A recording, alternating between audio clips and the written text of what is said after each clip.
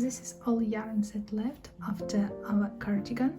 So we done so far all cardigan with belt in the middle of it, and this is what's left.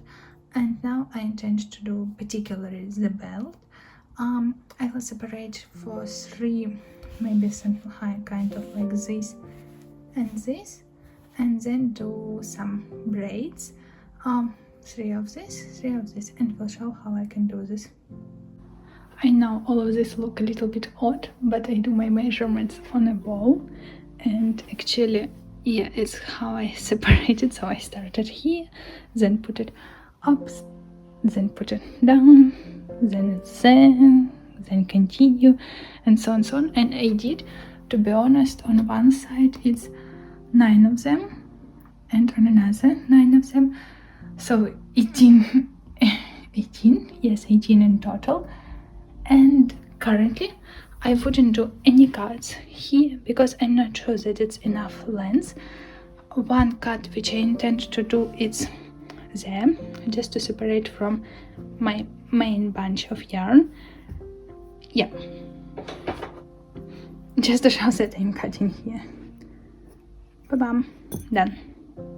So I did the same action for the rest of the yarn, as you can see, but the key point here, after you've taken like one side, it's my end up, that all of this end we will left in your hand, rather than you will I show in another video, so you might have all ends here and another ends here, all of them. So here I'm holding the middle, and as you can see, it's a separate 2 threads, one and the second one, and they are not connected to each other. You can see the 2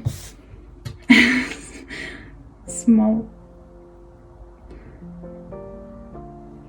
hips of the yarn. Yeah, and here's the middle. It's what we intend to do for all of the yarn. So then I will show what I intend to do next.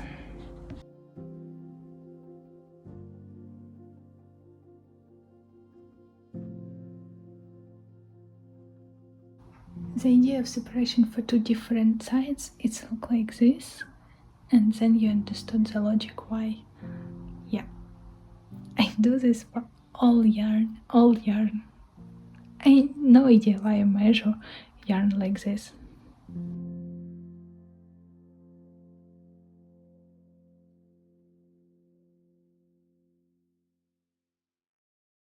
Just to explain, I have 3 different color of threads here, 3 different threads here, and as you see, I separated it.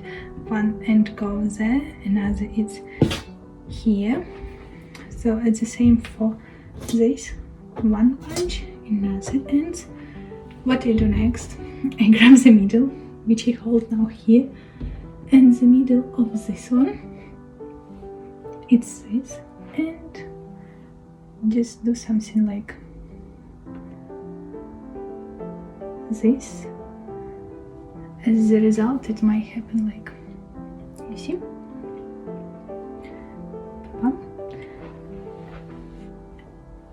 And this is my new middle, and all ends with a green one, and that contains pink on this side and on this side, but I connect them in this way.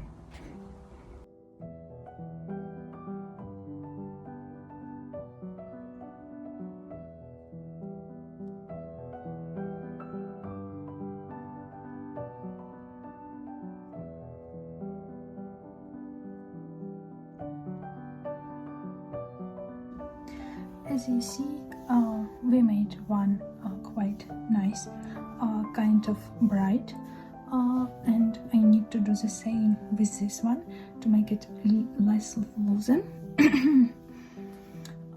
So I intend to undo all of this and then start from scratch, but it's still like needed to do this loose one because it helps to start do this perfect from the beginning.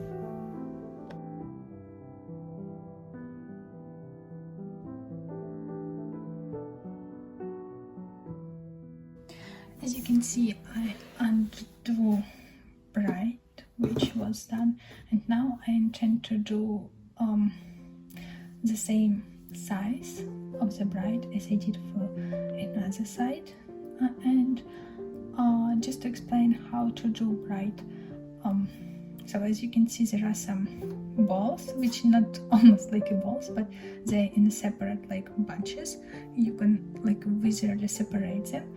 So there are just say pink, gray, and light green. Let's call it like this. Hopefully you will understood. And we have 3 ends, and one of them in the middle. Then I took gray one and put the gray one in the middle. After that, I will use my light blue, put it in the middle of 2 other colors. Then I put pink in the middle. Then I put gray in the middle, light blue, light green in the middle. And while I'm doing all of this, I also like undo all mess which happened here by moving all of these balls because of the long end of all of this yarn. That's why I need to do this kind of thing with the balls. Then just to show a little bit more closer what I do, I put pink in the middle, then I put gray in the middle, and you see the size of it might be the same as we did the same amount of yarn on each of them. So then light blue in the middle, and continue in this way. And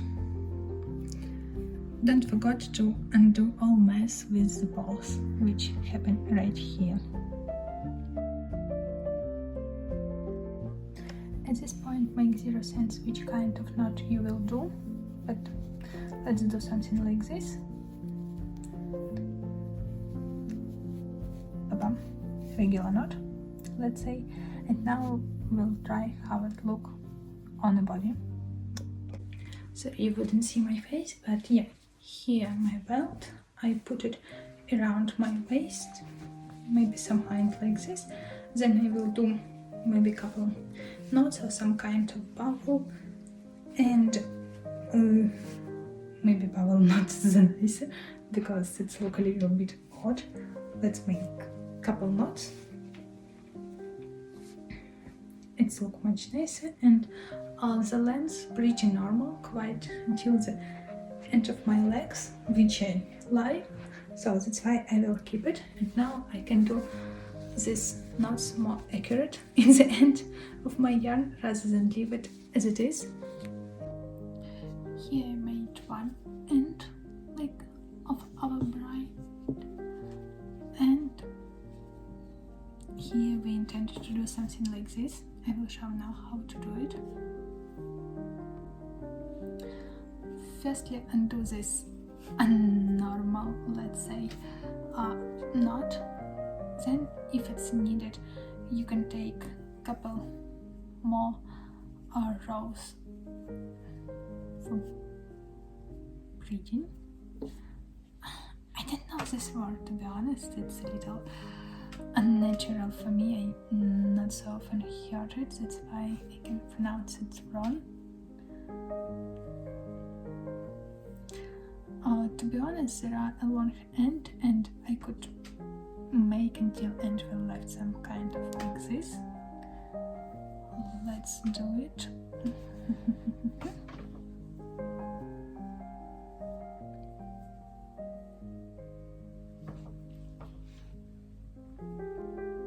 At this point, I think this is enough.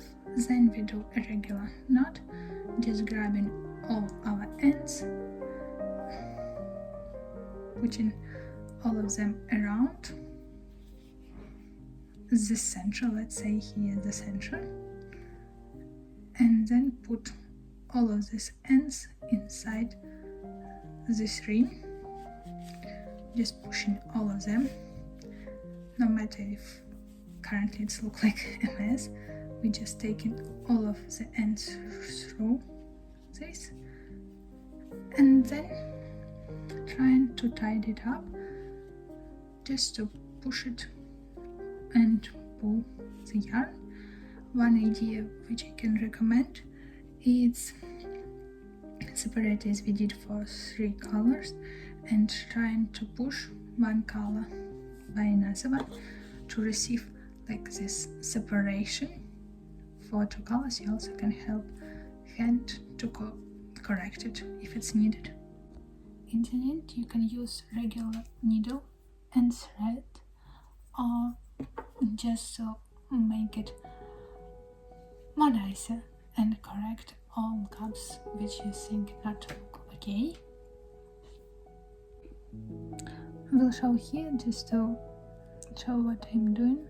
First of all, I just going through all of a knot or to prevent it uncollapsing, because it's easy to do, and after making a couple stitches through all of it like this, I'm 100% sure that it still might be okay. Boom. The next step is just cut all this end in the same level, whatever you decide, to be honest, and then we receive something like this. Here's the result.